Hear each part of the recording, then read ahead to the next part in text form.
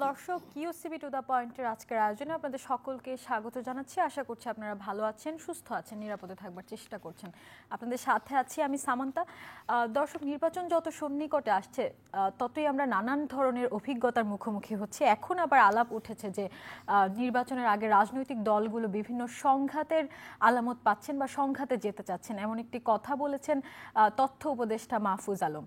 সেই নিয়ে আজকে আমরা কথা বলবো নির্বাচনে আসলেই কি সংঘাতের আলামত পাচ্ছেন কিনা বিভিন্ন রাজনৈতিক দলগুলো, এবং নির্বাচনকে ঘিরে আরও কি কি ঘটনা ঘটছে। এবং আমরা দেখতে পাচ্ছি যে প্রতিদিন সংবাদপত্র খুললেই বা যখন আমরা মিডিয়া চ্যানেলগুলোতে দেখছি, সবসময় শুধু নির্বাচনের কথা।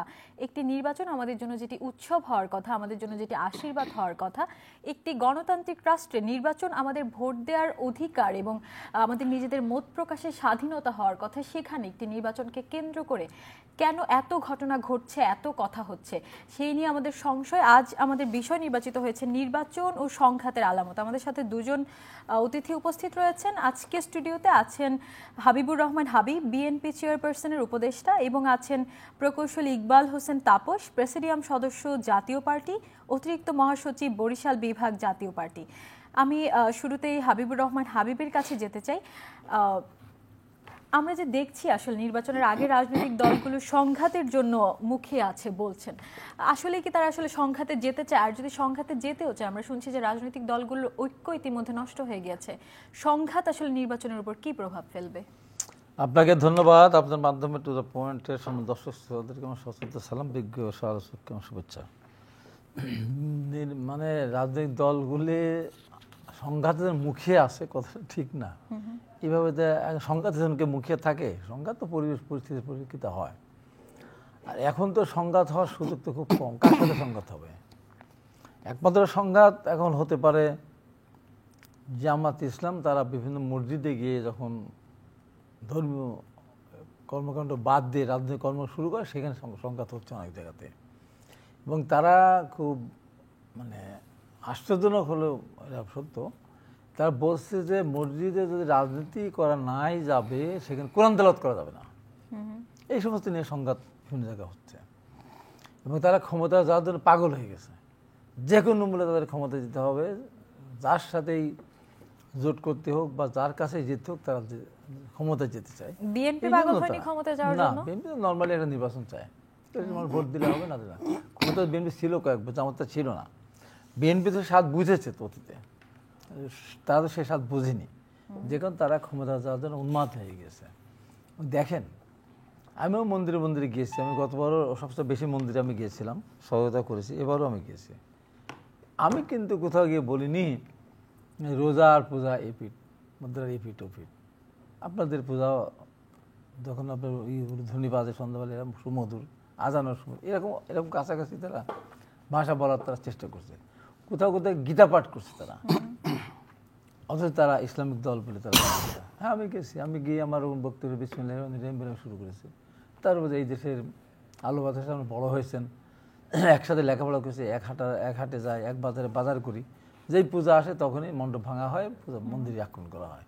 এটা যেন না হয়, এটা আমরা একটা সাম্প্রদায়িক সম্প্রীতি বজায় রাখবো। তারা গিয়ে কিন্তু তা না, তারা একবারই গিয়ে সেখানে নমস্কার করে, পারলে পূজার মণ্ডপে বসে ওই পুরোহিতের সাথে পূজাও করা শুরু করতে পারে। কিসের কারণে? শুধুমাত্র ভোটের কারণে। এই সমস্ত জায়গার জন্য কিছু সংঘাত, এবং তারা বিএনপির সাথে বিভিন্ন জায়গায় তারা সংঘাতে যাওয়ার চেষ্টা করছে এবং করেছে সাংঘাতিক বেপরোয়াভাবে। আমার এলাকায় করেছে। পৃথিবীর ইতিহাসের সবচেয়ে জঘন্যতম যে ঘটনাটা ঘটেছে আমার এলাকা, ৭৪টা পৃথিবীর সৃষ্টি হওয়ার পর কোনো দেশে একটা অফিসের সামনে রাখা মোটরসাইকেল, সেখানে ৭৪ মোটরসাইকেল ভেঙে চুরে তছনছ করে ৩০ লক্ষ টাকার উপরে লেগেছে আমার সেই মোটরসাইকেল সারতে। আমাদের 4 জনকে আহত করেছে, গুলি করেছে। এরকম অনেক ঘটনা আসলে দেশে ঘটছে। আপনার কাছে আবার আসবো। আমরা ইকবাল হোসেন তাপসের কাছে শুনবো, জাতীয় পার্টি কি নির্বাচনে যেতে পাগল হয়েছে ইতিমধ্যে, বা জাতীয় পার্টি আসলে নির্বাচন নিয়ে কি ভাবছেন? ধন্যবাদ আপনাকে, ধন্যবাদ হাবিব ভাইকে, এবং যারা দেখছেন তাদেরকেও আমার আন্তরিক শুভেচ্ছা। দেখেন, জাতীয় পার্টি একটি নির্বাচনমুখী দল। জাতীয় পার্টি সবসময় নির্বাচনকে বিশ্বাস করে। জাতীয় পার্টি মনে করে যে মানুষের জনগণের যে আশা আকাঙ্ক্ষার প্রতিফলন একমাত্র ভোটের মাধ্যমেই প্রতিফলিত হতে পারে। তো সুতরাং জাতীয় পার্টি নির্বাচনের জন্য মুখে আছে সেটা নয়, জাতীয় পার্টি চায় একটি সুষ্ঠু নিরপেক্ষ নির্বাচন হোক। কিন্তু বর্তমান যে প্রেক্ষাপট, দেশের যে অবস্থা, এই মুহূর্তে একটি সুষ্ঠু নিরপেক্ষ নির্বাচন হওয়া প্রশ্নের মুখে। আমরা কোনোভাবেই এবং জনগণ কোনোভাবেই মনে করতে পারছে না যে সামনে একটি সুষ্ঠু নিরপেক্ষ নির্বাচন হবে। দেখেন, এখানে একটি দল অথবা কিছু ছোটোখাটো কিছু দল যারা জোর গলায় চিৎকার করে তারা বলতে চাচ্ছেন যে অমুককে নির্বাচনে নেওয়া যাবে না, তমুককে নির্বাচনে নেওয়া যাবে না, তার মানে কি তারা এমন একটি নির্বাচন চায় যে নির্বাচনটা হবে শুধু তাদের নিজেদের মধ্যে নির্বাচন। তবে জাতীয় পার্টিকে নির্বাচনে নেওয়া যাবে না, এটা কিন্তু ছাত্র জনতা বা অনেকেই বলছেন যে জাতীয় পার্টি ফ্যাসিস্টের দোসর ছিল। আপনি বলতে পারেন, ছাত্র জনতা অনেকে হয়তো বলতে পারে, কিন্তু এটাকে তো আপনি নির্বাচনে নিয়ে আসতে হবে। জাতীয় পার্টি যদি ফ্যাসিস্ট হয়, জাতীয় পার্টি যদি গ্রহণযোগ্যতা না থাকে, সেটা জনগণই তো প্রত্যাখ্যান করতে পারে। সেখানে জাতীয় পার্টিকে নির্বাচনে আসতে দেব না, জোর করে তাকে প্রতিহত করব, তার ঘরে আগুন দেব, তার অফিস ভাঙচুর করব, এটা তো কোনো গণতান্ত্রিক প্রক্রিয়া হতে পারে না। তো সুতরাং এটার থেকেই প্রমাণিত হয় যে আগামী যে নির্বাচনের কথা সরকার বলছে, মাত্র আর কয়েক মাস পরেই নির্বাচন, এবং খুব শীঘ্রই যদি সব কিছু ঠিক থাকে শিডিউল ঘোষিত হবে। কিন্তু সেই অবস্থা তো, সেই পরিস্থিতি তো বাংলাদেশে বিরাজ করছে না। এখানে আপনি দেখেন, আইন শৃঙ্খলা পরিস্থিতির যথেষ্ট অবনতি হয়েছে, সর্বকালের সর্বশ্রেষ্ঠ অবনতি হয়েছে এই সরকারের আমলে। সেই ক্ষেত্রে কি আওয়ামী লীগকেও ভোট গ্রহণ করার সুযোগ দেওয়া উচিত বা নির্বাচনে দেখেন, অংশগ্রহণ করার সুযোগ? আওয়ামী লীগকে ভোটে অংশগ্রহণ করতে দিবে কি দিবে না, সেটা আইনি প্রক্রিয়ার মাধ্যমে সেটার একটা সমাধান হতে পারে, এবং আরেকটা সমাধান হতে পারে জনগণের সামনে সুরে দিতে পারে তাদেরকে যে ঠিক আছে, জনগণ সিদ্ধান্ত নেক, তাদেরকে নির্বাচন করতে দিলাম, তাদেরকে জনগণ ভোট দিল না, সেটা কিভাবে? গণভোটের মাধ্যমে? সেটা গণভোটের মাধ্যমে, সেটা স্বাভাবিক নির্বাচনের মাধ্যমেও হতে পারে। তার মানে আপনি বলতে চাচ্ছেন আওয়ামী লীগকে নির্বাচনে অংশগ্রহণ করতে দিয়ে তারপর ভোটের মাধ্যমে বুঝতে পারবে? না, আমি সেটা বলি না। আমি যেটা বলেছি যে আওয়ামী লীগকে নির্বাচনে অংশগ্রহণ করতে দেওয়া না দেওয়া এটা একটা আইনি প্রক্রিয়া, এবং সরকারের যারা আছে তারা সিদ্ধান্ত নেবে। কিন্তু আওয়ামী লীগকে প্রত্যাখ্যান করা এবং গ্রহণ করা, সেই অধিকারটুকু কিন্তু জনগণের কাছে ছেড়ে দেওয়া উচিত। তবে অনেক জনগণ মনে করছে যে আওয়ামী লীগ যদি নিষিদ্ধ হয়, নির্বাচনে অংশগ্রহণ করতে না পারে, সেই ক্ষেত্রে জাতীয় পার্টিরও একই দশা হওয়া উচিত। শোনেন, জাতীয় পার্টির একই দশা হওয়া উচিত কিনা বা হবে কিনা আমি জানি না, তবে জাতীয় পার্টিকে যদি নির্বাচনে আসতে দেওয়া না হয়, সেখানে অনেকেরই সুবিধা হবে, অনেকেরই সুবিধা হবে, অনেকেই তখন চিন্তা করতে পারবে যে তারা ক্ষমতার কাছাকাছি যাবে অথবা ক্ষমতা ভাগাভাগিটা পাবে, যে কারণে তারা ইচ্ছাকৃতভাবে সর্বজ্ঞানে জাতীয় পার্টিকে নির্বাচনে না আসার পক্ষে তারা কথা বলছে। আপনার কাছে আবারও আসবো, আমরা হাবিবুর রহমান হাবিবের কাছে শুনবো। আওয়ামী লীগকে নিষিদ্ধ করার ফলে কার কার কি সুবিধা হচ্ছে বলে আপনার মনে হয়? কোন কোন দল সুবিধা পাচ্ছে এবং কারা কারা আসলে অসুবিধার মুখে পড়ছে? আওয়ামী লীগকে নিষিদ্ধ করলে একটা দলের বেশি লাভ হবে, সেটা জামাত ইসলাম। তারা তো ইতিমধ্যে আওয়ামী লীগের বাড়ি বাড়ি গিয়ে বলছে তোমাদের কোনো সমস্যা নাই, আমরা তোমাদের বাড়ি আসি। ধরা পড়ছে একজন হয়তো কোনো কারণে, সেখানে গিয়ে জামাতের সদস্য পদ দিয়ে তাদেরকে সারিয়ে নিয়ে জামায়াত কি আসতেছে। ইতিমধ্যে আওয়ামী লীগের সেই ভোটগুলো আত্মসাৎ করার চেষ্টা করছে? হ্যাঁ, টোটালি তো। এবং ঢাকা বিশ্ববিদ্যালয় তার জ্বলন্ত প্রমাণ তো। দীর্ঘ 15.5 বছর ছাত্র শিবির প্রকাশ্যে কোনো রাজনীতি করে নাই, রাজনীতি ছিল না ওদের। তারা এই যে 100 কতজন ইয়ের মধ্যে তারা অধিকাংশ তাদের সমন্বয়ক দাবি করে, তারা কিন্তু ছাত্র শিবির বলে কোথাও সমন্বয় হয়নি, সাধারণ ছাত্র হিসেবে। পরবর্তী সময় তারা ছাত্র শিবির করি। বিশ্ববিদ্যালয়গুলোতে ছাত্র শিবিরের কোনো মিছিল হতো না, দু একটা জায়গায় শিবির পরিচয় ধরা পড়লে সেখানে তাদের আক্রমণ হয়েছে। কিন্তু এরা মূলত ছাত্রলীগের সাথে মিশেছিল, একসাথে মিছিল করে। ঢাকা বিশ্ববিদ্যালয় ছাত্র এই যে ছাত্র সংঘ যারা প্রেসিডেন্ট ছিল, তারা কোনোদিন কি বাইরে মিছিল করেছে? সরকার বিরোধী কোনো মিছিল করেছে? না, করেনি। তারা বরঞ্চ ছাত্রলীগের মিছিলে গিয়েছে, খুব প্রমাণ আছে তার। আপনি যখন বিগত বছরগুলোতে ছাত্রলীগের প্রেসিডেন্ট ছিলেন বা আপনি যখন সেই দলে ছিলেন, তখন কি এটা টের পাননি যে এইভাবে? না, তখন তো এইভাবে ছাত্রলীগের ভিতরে ঢোকার দরকার ছিল না। তো না, তবে শিবিরের কাণ্ডগুলো কিন্তু সেই আগের সময় অনেক বেশি আগের সময় ছিল। আগে তারা রক কাটতো, গলা কাটতো, এগুলো তাদের ছিল। কিন্তু তখন ওপেন রাজনীতি ছিল, তো সবাই রাজনীতি করতে পারতো, ক্যাম্পাসে যেতে পারতো, ক্লাস বিশ্ববিদ্যালয় ক্যাম্পাসে রাজনীতি করতে হতো, উন্মুক্ত ছিল। সেখানে এই জন্য সেখানে অন্য সব সংগঠন ছিল, ছাত্রদলও ছিল, ছাত্রলীগ ছিল, ছাত্র ইউনিয়ন ছিল, মৈত্রী ছিল, জাসদ সবাই ছিল। কিন্তু আওয়ামী লীগের এই অপশাসন, দুঃশাসন এবং তাদের এই যে কী বলবো, এটা নির্বুদ্ধিতার কারণে আমরা বারবার বলেছি, যদি ছাত্র রাজনীতি বা রাজনীতি নিষিদ্ধ করা হয় তাহলে এখানে কিন্তু অপশক্তি, সাম্প্রদায়িক শক্তির উত্থান হবে। আমি বারবার বলেছি, যদি ঢাকা বিশ্ববিদ্যালয়ে ছাত্রদল মিছিল করতে পারতো, হলে থাকতে পারতো, ক্যাম্পাসে যেতে পারতো, তাহলে ছাত্র শিবির তো ছাত্রলীগের ভিতরে ঢোকার দরকার ছিল না, ওরা ওদের মতো করতে পারতো। সব শিবির হয়ে গেল ছাত্রলীগ, এখন সব ছাত্রলীগ হয়ে গেছে শিবির, মানে আনুষ্ঠানিকভাবে না হলে ভোট দিয়েছে শিবিরকে, কারণ শিবিরের সাথে একসাথে তারা মিছিল করেছে।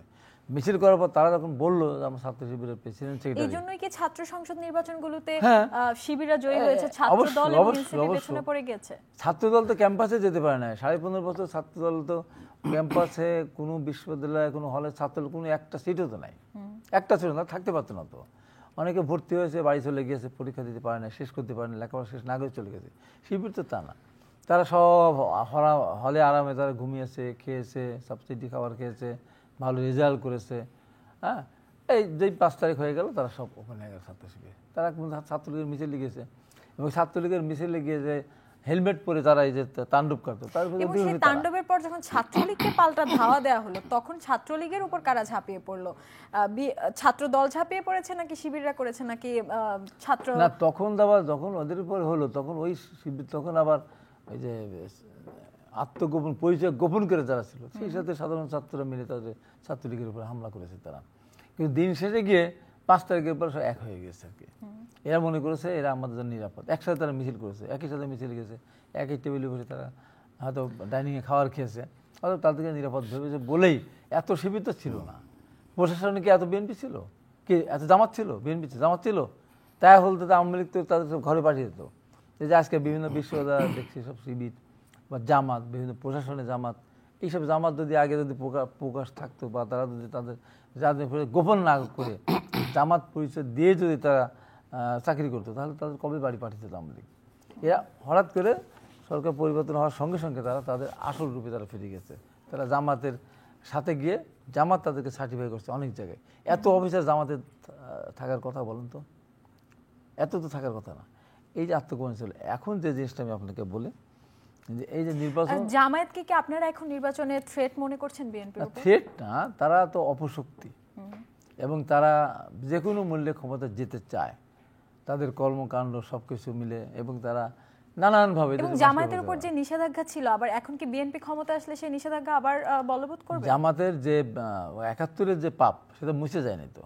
হ্যাঁ, বলতে পারেন আপনাদের সাথে জোর, হ্যাঁ জোর ছিল, যখন জেনারেল এরশাদ ক্ষমতায় ছিল তখন আমরা। জামায়াতের আমির কিন্তু খুব সম্প্রতিও ক্ষমা চেয়েছেন। ক্ষমা চাওয়ার মধ্যে তো ভাষার পার্থক্য আছে। উনি বলেছেন যদি 47 থেকে 24 পর্যন্ত যদি আমাদের ব্যবহারে কেউ কষ্ট পেয়ে থাকেন, যদি কষ্ট কি পায় না, মা বোনেরা ধর্ষিত হয়েছে, শান্তি কমিটি করে মা বোনদেরকে পাকিস্তান হাতে তুলে দেওয়া হয়েছে, হাজার হাজার লাখ লাখ মানুষ মারা গেল, জনপদ ধ্বংস হলো, সেই সময় তারা এমপি হিসেবে শপথ নিল, মন্ত্রী হিসেবে অংশগ্রহণ করলো, তারা কষ্ট পেয়ে, তাহলে এইসব লোক কষ্ট পায়নি? যারা শহীদ হয়েছে, শহীদ ফেরেন, তারা কষ্ট, যদি ভাষাটা কি বলুন। এবং তারা এখন পর্যন্ত তারা কিন্তু জাতীয় শহীদ মিনারে তারা স্মৃতিসৌধ তারা যায় না, কিন্তু শহীদ মিনারে তারা যায় না, সেটা কিন্তু জাতীয় স্মৃতিসৌধ তারা যায় না।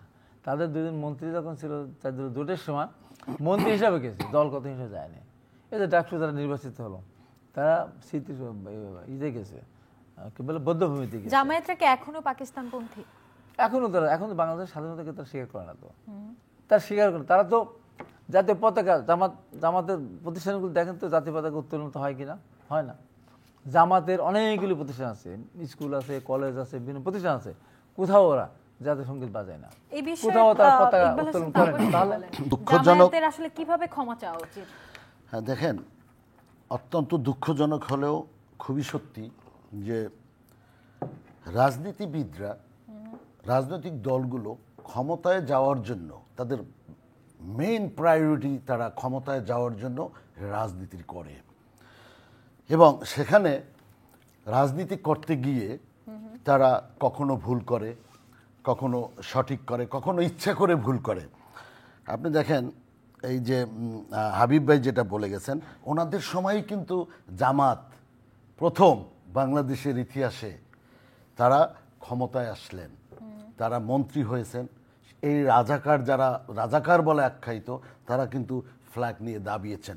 সেটা সে সময় আমাদের অনেকেরই রক্তকরণ হয়েছে। এবং এখন ওনারা বুঝতে পারতেছেন যে ওই সময়কার যে কাজ যেটা ওনারা যে জোট করেছিলেন, হয়তো এই জোটটা করা সঠিক হয় নাই। রাজনীতির দেখেন, জামাত ক্ষমতায় যাওয়ার জন্য, ক্ষমতা দখল করার জন্য, জামাতের এমন কোনো ভোট নাই যে ভোট দিয়ে জামাত ভোটে পাশ করে এই দেশে ক্ষমতায় আসতে পারবে। এখন পর্যন্ত সেই পরিস্থিতি তৈরি হয়েছে বলে আমি মনে করি না।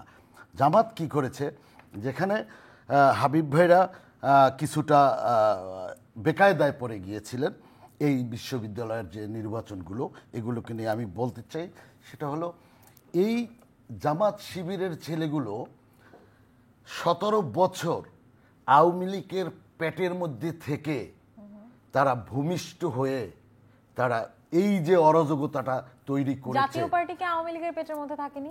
জাতীয় পার্টি আওয়ামী লীগের পেটের মধ্যে থাকেনি, এরা আওয়ামী লীগের পেটের মধ্যে থেকেছিল, আওয়ামী লীগ টের পায়নি। কিন্তু জাতীয় পার্টি রাজনীতি করেছে, জাতীয় পার্টি কখনো রাজনীতির আওয়ামী লীগের সাথে নির্বাচনে যেতে বিভিন্ন, আপনারা অনেক জানেন এই ঘটনা, সবাই জানে, দেশবাসী জানে, বাধ্য করা হয়েছিল, দলকে জিম্মি করা হয়েছিল।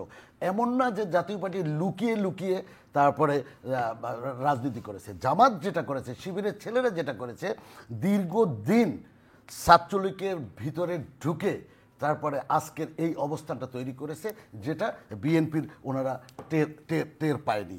আপনার এটা কিন্তু খুব দুঃখজনক। মানুষ এরা ক্ষমতায় যাওয়ার জন্য যে কোনো ধরনের নৃশংসতা করতে তারা প্রস্তুত আছে। তারা ক্ষমা চাইছেন, এটাও কি আসলে ভোট পাওয়ার জন্য? আমি বলি, এটা হলো স্রেফ লোক দেখানো এবং জনগণের সিম্পেথি পাওয়ার জন্য তারা এই কাজটি করছে। এটাকে ক্ষমা চাওয়া বলা যায় না, এটা ক্ষমা না। ওনারা বলেছে যদি আমরা অন্যায় করে থাকি, ওনারা যে অন্যায় করেছে সেটা তো স্বীকৃত, বিশ্বব্যাপী মানুষ জানে যে 71 সনে এই জামাতে ইসলামীর লোকগুলো এই দেশের মানুষের বিপক্ষে অবস্থান নিয়েছিল, এই দেশের জন্ম তারা চায়নি। সেই মানুষগুলো আজকে দাপিয়ে বেড়াচ্ছে এবং তারা বলে যে অমুক ফ্যাসিস্ট তমুক ফ্যাসিস্ট। সবচেয়ে বড় ফ্যাসিস্ট তো তারা, তাদের বিচার তো সবার আগে হওয়া উচিত। কারণ বাংলাদেশের ফ্যাসিজমের তৈরি করেছে তারা মা বোনদেরকে রেপ করেছে, তারা লক্ষ লক্ষ মানুষকে হত্যা করেছে, নিজের ভাইকে হত্যা করেছে। আবার তারা সেই রকমের একটা পরিস্থিতির দিকে দেশটাকে নিয়ে যাওয়ার চেষ্টা করতেছে। আপনি দেখেন, তারা ক্ষমতায় আসেনি, তাদের লম্পজম্পল আপনি দেখেছেন, তারা ডামি বন্দুক নিয়ে তারপরে মিছিলে সবাইকে দেখাচ্ছে, ভয় দেখাচ্ছে। এর এর এর এর এর এর কারণটা কি, এর উদ্দেশ্যটা কি? তারা ক্ষমতায় যেতে পারে নাই, তারা আফগানিস্তানে গিয়ে মিটিং করে। এর উদ্দেশ্যটা কি? আফগানিস্তান একটি দেশ, সারা পৃথিবীতে যেটা একটা জঙ্গি এবং সন্ত্রাসী দেশ হিসেবে স্বীকৃত, সেই দেশের মন্ত্রী মিনিস্টারদের সাথে তারা মিছিল করে, মিটিং করে। তাহলে তাদের উদ্দেশ্যটা কি, আগ্রহটা কোথায়? সুতরাং মনে রাখতে হবে, জামাতের কিন্তু ক্ষমতা বাংলাদেশের মানুষ দেখে নাই। জামাত কিন্তু রাষ্ট্র পরিচালনা, হ্যাঁ আমি সেটাই বলতে চাচ্ছি, জামাত রাষ্ট্র ক্ষমতায় জামাতকে মানুষ দেখে নাই, কিন্তু বেইমানির জায়গায় জামাতকে এই দেশের মানুষ দেখেছে। জামাত যদি ক্ষমতায় আসে তখন এই দেশের মানুষ টের পাবে। জামাত কখনো ক্ষমতায় আসবে না এই দেশে নির্বাচন করে, তারা ক্ষমতা দখলের একটা পায়তারা করছে। এখন যেটা হচ্ছে, তারা যে একটা প্ল্যান যেটা করেছে, তারা বুঝতে পেরেছে যে তারা ক্ষমতায় আসতে পারবে না, নির্বাচনের মাধ্যমে আসতে পারবে না। সুতরাং বিরোধী দলেও যদি বসতে হয় তাহলে জাতীয় পার্টিকে বাদ দিতে হবে, জাতীয় পার্টি থাকলে তারা এই ক্ষমতায় আসতে পারবে না, মানে বিরোধী দলেও আসতে পারবে না। সুতরাং সেই জন্য তারা এটাকে প্রলম্বিত করার চেষ্টা করছে। দ্বিতীয় কথা হলো, জামাত যদি এখন যদি নির্বাচন না হয়, সবচেয়ে বেশি ক্ষতিগ্রস্ত হবে বাংলাদেশের মানুষ, তারপরে হবে বিএনপি। কারণ জামাতের কোনো অসুবিধা নাই, কারণ জামাত অলরেডি ক্ষমতার ভাগ তারা ভালোভাবেই শেয়ার করতেছে। আমার দুঃখ হয় এখানে, বিএনপির মতো এত বড় একটি দল, বাংলাদেশের মানুষ তাদের কাছে অনেক কিছু চায়, অনেক প্রত্যাশা মানুষের কাছে, কিন্তু তারা সেই প্রত্যাশা প্রতিফলন দেখাতে পারেনি। তারা একটা মাইন্ড কেয়ার চিপা বলে না, সেই চিপার মধ্যে পড়ে আস্তে আস্তে জামাতকে মালিশ করে করে করে করে তারা একটা বিরোধী দলের মতো একটা ভূমিকায় থেকে তারা একটা নির্বাচনের দিকে যেতে চাচ্ছে। কিন্তু যেটা এইসব ছেলেপেলেরা এবং এই জামাত ইসলামীরা কখনোই চাচ্ছে না যে আগামী এই ফেব্রুয়ারি মাসের নির্বাচন? হাবিবুর রহমান হাবিবের কাছে বলবো, বিএনপি কি আসলে ভয় পাচ্ছে জামাতকে? বিএনপি ভয় পাচ্ছে না, ভয় পাওয়ার কোনো কারণ নেই। বিএনপি মালিশ করে করে আগাচ্ছে কেন? মালিশ করে ওনার ভাষা উনি বলছেন, ওই মালিশ তো কখনো কখনো কেউ কেউ করেই তো মালিশ। এখন বিএনপি জামাতকে ভয় পায় না, বিএনপি জামাতের চক্রান্ত, জামাতের অপকৌশলের ব্যাপারে সজাগ থাকতে চায়। ওরা যেমন মানুষের কাছে গিয়ে বলছে, মেয়েদের কাছে গিয়ে বলে যে জামাত ইসলামের দাঁড়িপাল্লা ভোট দিলে বেহেশতে যাওয়া যাবে। ওই মেয়েটাও একবার ভাবে না যে আমার স্বামীর কথা বলতে, টিকিট তো একটা দিচ্ছে বেহেশতের, বেশ টিকিট বেচা কেনার জায়গা। জামাত বলে বাংলাদেশ হবে জান্নাত বেচা কেনা হাট বাজার, বলেছে না তারা? তারা বলছে জামাত এবং চরমনায় যারা করবে না তারা বেঈমান, তারা কাফের। এবং দাঁড়িপাল্লায় ভোট দিলে 18 কোটি মানুষ নামাজ পড়লে যে সওয়াব হবে সেই সম্পূর্ণ সওয়াব হবে। এই যে সমস্ত অপকৌশল বলে গ্রামের সাধারণ মানুষের কাছে তারা গিয়ে কিন্তু এইভাবে বিভ্রান্ত করার চেষ্টা, এই অপকৌশল, এবং তাদের আছে হাজার হাজার কোটি টাকা, তার ব্যাংকগুলি লুট করেছে 5 তারিখের পরে, দখল করেছে। এত টাকা আছে, তারা বিভিন্ন জায়গায় গিয়ে, এই যে ঢাকা বিশ্ববিদ্যালয়ের ছাত্রছাত্রী, তারা তাদের ব্যাপারে বা ঢাকা বিশ্ববিদ্যালয়ের ব্যাপারে আমার একটা আলাদা একটা, ব্যাংকগুলো লুট করলো, আপনাদের একটু হলো না? আপনারা তখন তো ছিলেন, আপনাদের তো বাধা না বাধা হয়তো তারা মনে করে তার এই ব্যাংকগুলো তারা ইয়ে করছে। এবং দেখেন ঢাকা বিশ্ববিদ্যালয়ের ছাত্র, আমি ঢাকা বিশ্ববিদ্যালয়ের ছাত্র ছিলাম, কষ্টও লাগে লজ্জাও লাগে যে ঢাকা বিশ্ববিদ্যালয়ের স্বাধীনতার হলো প্রসব ঘর বলবো, মানে আতুর ঘর, সেই ঢাকা বিশ্ববিদ্যালয়ের ছাত্র শিবির এত ভোটে জিতবে, ঢাকা বিশ্ববিদ্যালয়ের ছাত্রছাত্রীরা ভোট দেবে, ভাবতে আমার কষ্ট হয়, লজ্জাও লাগে এবং তাদের কোনো অবদান নাই এই দেশের স্বাধীনতার ক্ষেত্রে। জামাতের কোনো অবদান নাই এই দেশের আন্দোলন সংগ্রামে, মানুষের দাবি দাওয়া আদায় করার ক্ষেত্রে, গ্যাসের দাম, জাতীয় সংসদ নির্বাচনে জামায়াতের জেতার সম্ভাবনা কতটুকু? কোথাও তাদের কোনো অবদান নাই। সেই ছাত্র শিবিরের ছেলেদেরকে ভোট দিয়ে দিল, ঢাকা বিশ্ববিদ্যালয়ের ছাত্র কি দেখে ভোট দিল আমি জানি না, তাদের কোনো অবদান নাই। দেশের মানুষ যদি ভোট দিয়ে দেয় তাহলে কি হবে? না, ভোট দিয়ে, এইটাই তো বলছি, তারা এই যে অপকৌশল, তারা বিভিন্ন সময় দেয়, কোথাও ইসলামের নাম ধরতেছে, কোথাও টাকা পয়সা দিচ্ছে। এই যে ঢাকা বিশ্ববিদ্যালয়, ঢাকা বিশ্ববিদ্যালয় এই যে তারা এই খাওয়ালো, সেরি খাওয়ালো, তারা ইফতার খাওয়ালো, তারা পানি খাওয়ালো, এটা করে, এটা হলো তো তারা আগের থেকে এটা মানুষকে ঘুষ দিয়ে তার ইসলামের ওই দুর্বলতা জায়গাগুলোতে তারা অবস্থান নিয়েছে আর কি। এটা এক ধরনের ঘুষ, কিন্তু এক ধরনের ঘুষ দিয়ে তারা এই জায়গাটা করেছে। আগামী নির্বাচনে তারা টাকা দিয়ে ভোট কেনার চেষ্টা করবে। নির্বাচনের আগে কিন্তু এরকম ঘোষ দেওয়ার কথা সব দলই বলে থাকে না, এরা তো অন্য দল নির্বাচনের সময় হয়তো কেউ কিছু, যাদের টাকা পয়সা আছে তারা কিছু টাকা পয়সা দেয়, কিন্তু এরা পরিকল্পিতভাবে সাংগঠনিকভাবে এই কাজগুলি করেছে। বল না, ঢাকা বিশ্ববিদ্যালয়ের বাজেট কত ছিল, কত কোটি টাকা বাজেট ছিল, এখন তো সব প্রকাশ হচ্ছে না, সব জায়গায় দিয়ে তারা। তো এই যে অপকৌশলের ব্যাপারে আমরা সতর্ক থাকতে চাই। এখনো জনগণের ভিতরে সেই ভিত্তি তাদের হয়নি যে রাষ্ট্রীয় ক্ষমতা যাবে, যে কারণে তারা জনগণকে সচেতন করার জন্য আমরা তো বলতেছি। ইতিমধ্যে ধর আমি তো প্রথম শুরু করেছি বাংলাদেশে, প্রথমে জামাতের এই মানে অপকর্ম, জামাত একটা ইসলামিক দল না, ওরা যে ইসলামকে ধোকা দেয়, আমাকে ধোকা দেয়, আমি তো সর্বপ্রথম বলেছি। এই জন্য সারা পৃথিবীর জামাত আমার বিরুদ্ধে, সারা পৃথিবীর জামাত আমার বিরুদ্ধে, সারা বাংলাদেশের জামাত আমার বিরুদ্ধে। সেই সাথে আবার পিনাকি যারা আছে তারা ডিক্লেয়ার করেছে যেহেতু আমি পাবনা 4 থেকে ইলেকশন করবো, আল্লাহ আমাকে হাইতে বাঁচায় রাখে, ধর আমাকে মোশন দেবে হয়তো। এখন সেখানে বলে হাবিবকে হারাতে যাব, অমুককে জেলে যাব, এই যে অবস্থা। আমি সত্য কথা তুলে ধরেছি। এখন আমার ভালো লাগে এটা, আমি যখন বলেছি তখন অনেকেই বলতে হাবিব এটা কী বলছে। এখন প্রকৃতপক্ষে আমি দেখছি যারা প্রকৃত ইসলামিক জীবনযাপন করতে চায়, ইসলামকে যারা ধারণ করে, সমস্ত সেই আলেম ওলামা জামাতের বিরুদ্ধে, সরাসরি জামাতের বিরুদ্ধে। তার জামাত ইসলামিক দল না। আবুল আলাহ মওদুদী সাহেব জামাত প্রতিষ্ঠা করেছেন। অন্য প্রসঙ্গে যেতে চাই, ছাত্র জনতার আন্দোলনে বিএনপিও সমানভাবে অংশগ্রহণ করেছে, তার মাধ্যমে আসলে আওয়ামী লীগ সরকার পতন হয়েছে। আওয়ামী লীগ সরকারের বা আওয়ামী লীগের দোসর বলা হচ্ছে জাতীয় পার্টিকে, সেই ক্ষেত্রে বিএনপির অবস্থান কি? তারাও কি আওয়ামী লীগের দোসর মনে করছে জাতীয় পার্টি? এটা একটা ব্যাপার হলো কি যে জাতীয় পার্টি যদি আওয়ামী লীগকে সমর্থন না দিত, এই 15.5 বছর তারা এইভাবে থাকতে পারতো না। এই জন্যই দোসর মনে করে।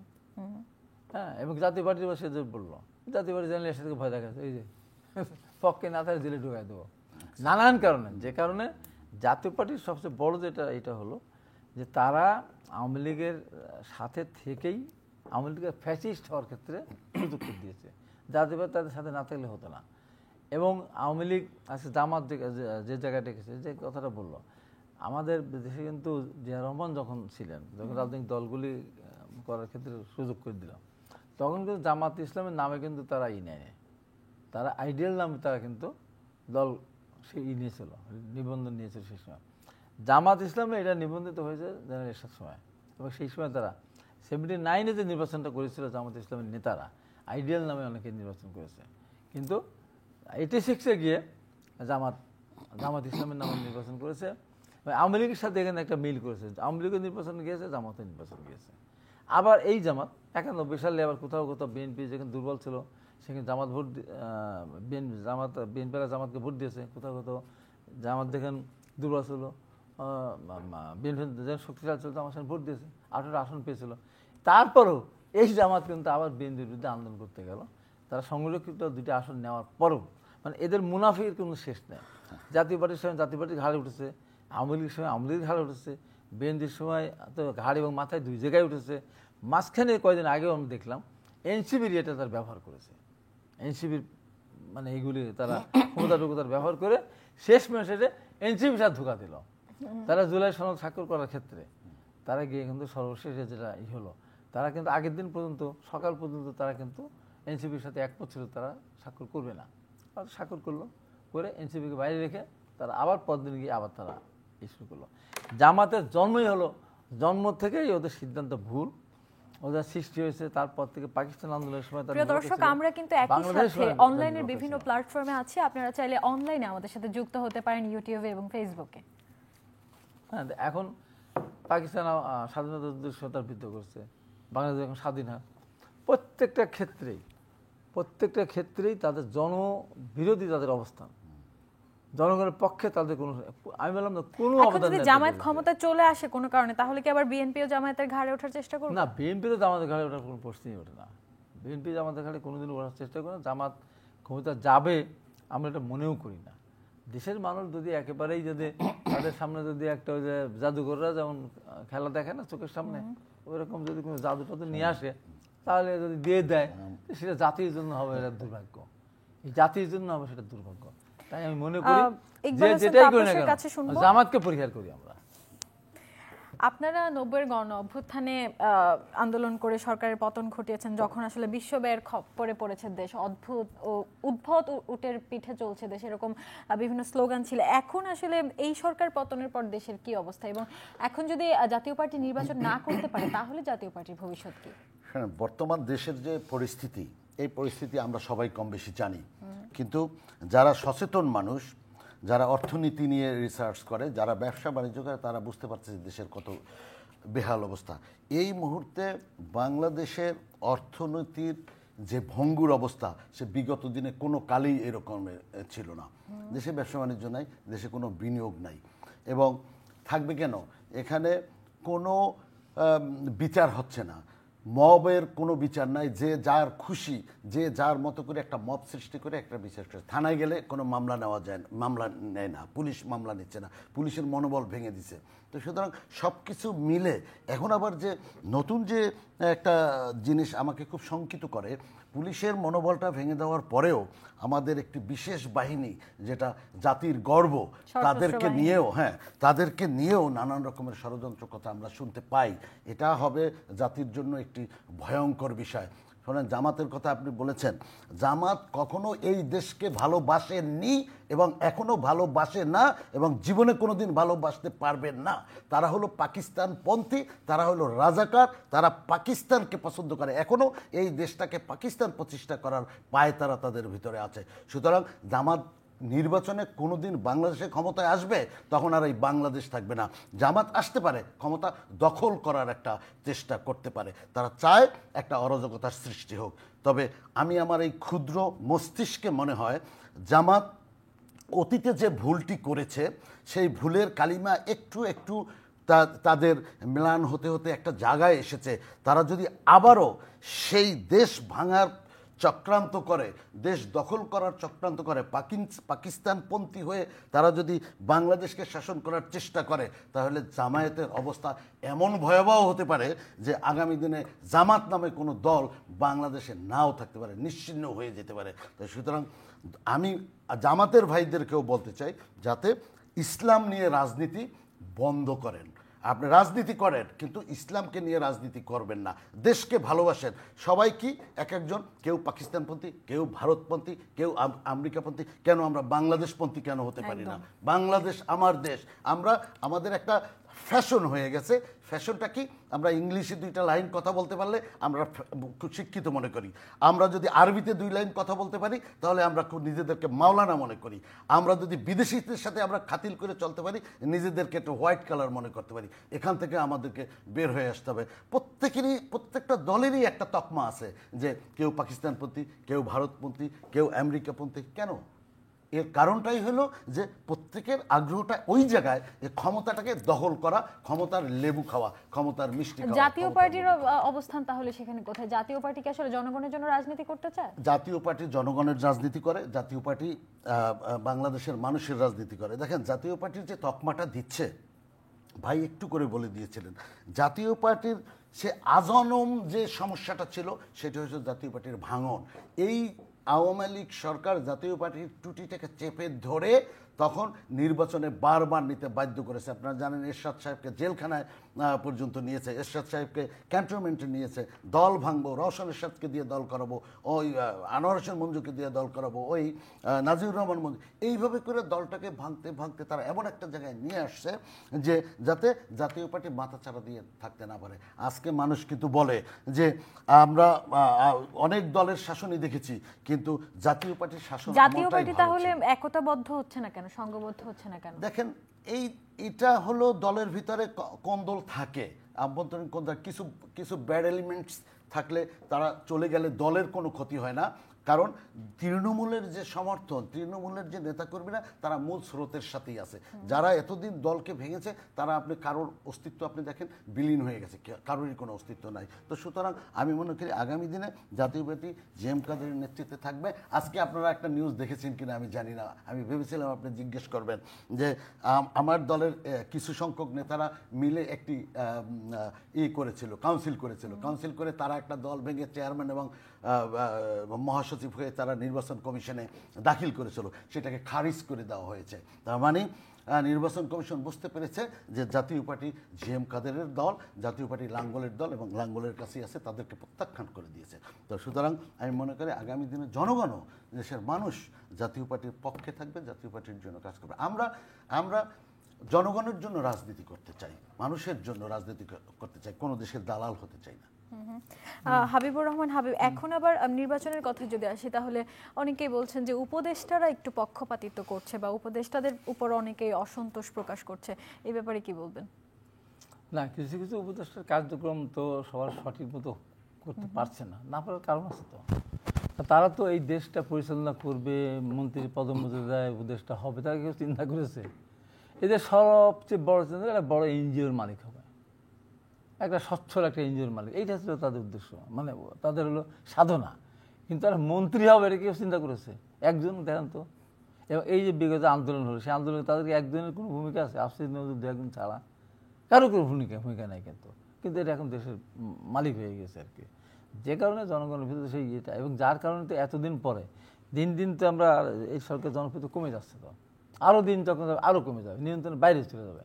এই জন্য বারবার আমরা বলেছি যে একটা নির্বাচন দিয়ে সরকার ভালোভাবে জনগণের কাছ থেকে বিদায় নিক, তা নাহলে ইতিহাসে একটা কলঙ্কিত সরকার হয়ে থাকবে এবং তাদেরকে আওয়ামী লীগের মতো তাদেরকে নির্বাচন কমিশনের যোগ্যতা নিয়ে যেসব প্রশ্নগুলো উঠছে সেগুলো নির্বাচন কমিশনের যোগ্যতা নিয়ে বলে, নির্বাচন কমিশন বহু যোগ্য লোক থাকতে পারে, কিন্তু তার লাভ দলীয় সরকার অধীনে নির্বাচন হলেও সেটা কোনো যোগ্য লোক অযোগ্য লোক না। দলীয় সরকার নির্বাচন হয়েছে, আগের দিনই ভোটের দিন পরে আগের দিন আমি তো 18 সালে প্রার্থী ছিলাম, আমাকে 26 তারিখে এমন করে গুলি করলো, গুলি লাগলো না, আমাকে এমন এক কপাল, হেলিকপ্টার ঢাকা চলে আসছে কতদিন পর, এরকম অনেক অসংখ্য লোককে। এখন যেটা আমরা বলি দলীয় সরকারের অধীনে নির্বাচন সুষ্ঠু হয় না, সেটা আওয়ামী লীগ 73 সালে দেখিয়েছে, তারপরে আপনার 79 2-1টা ছোটখাটো ঘটনা ছিল, মোটামুটি ভালো ছিল। এখন যে সরকার আছে এটা দলীয় সরকার বলা যায় না। এখন তাহলে কি আপনারা কেয়ারটেকার গভর্নমেন্ট চাচ্ছেন? আমার তো মনে হয় এখন তো কেয়ারটেকার সরকারই আছে, দাবি আছে কেয়ারটেকার সরকার। তো যেটা ম্যাডাম খালেদা জিয়াকে অনেক অপবাদ দেয়, কিন্তু উনি ইতিহাসে স্মরণীয় হয়ে থাকবেন। একসময় 1996 সালে 15 ফেব্রুয়ারি নির্বাচন করেছিলেন শুধুমাত্র তত্ত্বাবধায়ক সরকার বিধান সংবিধানে সংশোধন করার জন্য। সেটা আওয়ামী লীগ 11 সালে এসে সেই তত্ত্বাবধায়ক সংবিধান বাতিল করে দিয়েছিল, বাতিল হয়নি, তারপরেও আওয়ামী লীগ জোর করে দলীয় সরকার নির্বাচন করেছিল।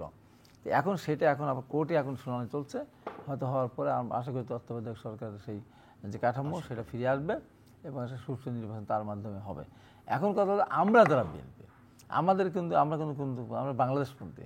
জাতীয় পার্টি আমাদের জিএম কাদের সাহেব ভারতে গেলে নির্বাচনের আগে আসাবার জিজ্ঞাসা করা হলো যে কি বলছে ভারত, বলা যাবে না। তাহলে কি হলো, আওয়ামী লীগ দ্বিপাক্ষিক কথা এভাবে বলা যায় না, দুই পক্ষ যখন না, কথা তারপরে বলে, তো মানুষ এটা নিয়ে অনেক ইয়ে করেছে। এতে তারপরে মানুষ misinterpret হ্যাঁ করছে। হয়েছে, তা আওয়ামী লীগ তারা ভারতকে বলতো যে আমরা সবকিছু দিয়েছি, আওয়ামী লীগ ভারতের এমন তাবেদার কিছু ছিল। নাই যা আমি দিয়েছি তা ভারত জিএম চিরদিন কাদের কি মনে তাহলে রাখবে। ভারতপন্থী নয়? আমরা কোনো পন্থী নয়, জিএফ কাদেরও ভারতপন্থী নয়। জাতীয় পার্টি ভারতে যেতে জাতীয় পারে, পার্টি আলটিমেট ভারতপন্থী ছিল। ভারতে এর যেতে সাথে পারে। ভারতের না প্রতি না, তাদের ভারতপন্থী যদি আনুগত্য থাকতো ছিল। তাহলে এরশাদ সাহেব সুজাতা সিং এর বিরুদ্ধে গিয়ে তখন না statement সেটা দিত তো না। তাকে বাধ্য সরকার করা হয়েছে। পরে, তারপরে সুজাতা সিং যখন আসলো তাকে বাধ্য করে সেবার বাধ্য হয়ে গেছে, সেবার সে তাকে করতে বাধ্য চায় না। করা হয়েছে। এখন কথা হলো কি যে আমরা এক বিএনপি যখনই রাষ্ট্রীয় ক্ষমতায় যায় তখন কিন্তু আমাদের পার্শ্ববর্তীদের ভারত আমাদের উপর দাদাগিরি করতে চায়, সবসময় করতে চায়। কিন্তু বিএনপি আসলে পরে বিএনপি কিন্তু মাথা উঁচু করে দাঁড়ায়, যেটা যেভাবে বলুন না কেন। আজকে বিএনপির বিরুদ্ধে ভারতের এত আক্রোশটা কেন? আক্রোশ এই কারণে বিএনপি তার নিজের দেশের স্বার্থের বাইরে ভারতের আন্তর্জাতিক বিভিন্ন বিষয় নিয়ে ভোটাভুটি হয়, এই দেশ ওই দেশকে সমর্থন করে। বিএনপি কিন্তু সোজা তার দেশের স্বার্থের বাইরে যায় না, কিন্তু আওয়ামী লীগ তো তা না। আওয়ামী লীগের স্বার্থের বিরুদ্ধে কিন্তু ইন্ডিয়া চাচ্ছে, সেই দিকে গিয়েছে। এই জন্য বিএনপি একমাত্র দল যারা ভারতের বিরুদ্ধে মাথা উঁচু করে কথা বলে এবং কথা বলা। এখন দেখেন এই যে জামাত সরাসরি বলতে না ভারত আমার প্রতিবেশী, ভারত আমাদের বন্ধু, ভারত আমাদের এই, ভারতের স্বার্থের কোনো বিরুদ্ধে করে যাচ্ছে না। বিএনপি কিন্তু একবারও বলছে না আমার প্রতিবেশী ভারত, আমি প্রতিবেশী বদলাতে পারবো না, কিন্তু আমার দাদাগিরি করবে এটা আমরা সেটা কাম্য না আমার। এটা আমরা মনে করি না, আমাদের কোনো নাই। জামাত তারা একদম পুরোপুরি পাকিস্তানপন্থী বা এই পন্থী। আজকে কোনো না কোনো আল্লাহ না করুক হবে না, যদি হয় বাস্তব মানে কথা তারা বলছে কালকে জামাত ক্ষমতা পাকিস্তান কনফারেন্স করার জন্য চেষ্টা করবে। একবার এই সংসদে যে তার সংখ্যাগরিষ্ঠতা পায় তো একবার তারা এই পাশ করে নেবে যে আবার আমার পাকিস্তান কনফারেন্স করতে চায়। ধন্যবাদ এই জন্য আমি আপনাকে, বলি হাবিবুর বাংলাদেশের রহমান মানুষকে হাবিব। ইকবাল এই হোসেন যে আহ্বান জানানো ধন্যবাদ কোনোভাবেই সময় দেওয়ার জন্য। প্রিয় জামাতের দর্শক, পাল্লা যারা যেন না এতক্ষণ পড়ে। আমাদের সাথে ছিলেন আপনাদেরকেও ধন্যবাদ জানাচ্ছি। এবং একটি বার্তা আজ আমরা টু দ্য পয়েন্টের আয়োজন থেকে পেলাম যে আসলে আমরা আমাদের দেশের বিভিন্ন রাজনৈতিক দলগুলো কেন পাকিস্তানপন্থী বা ভারতপন্থী বা অন্য কোনো দেশপন্থী হয়, আমরা কেন বাংলাদেশপন্থী হতে পারি না, আমরা কেন জনগণের সরকার হতে পারি না। আমরা আসন্ন জাতীয় সংসদ নির্বাচনে একটি জনগণের সরকার পাবো, বাংলাদেশপন্থী সরকার পাবো, সেই প্রত্যাশায় ইউসিবি টু দ্য পয়েন্টের আজকের আয়োজন থেকে বিদায় নিচ্ছি।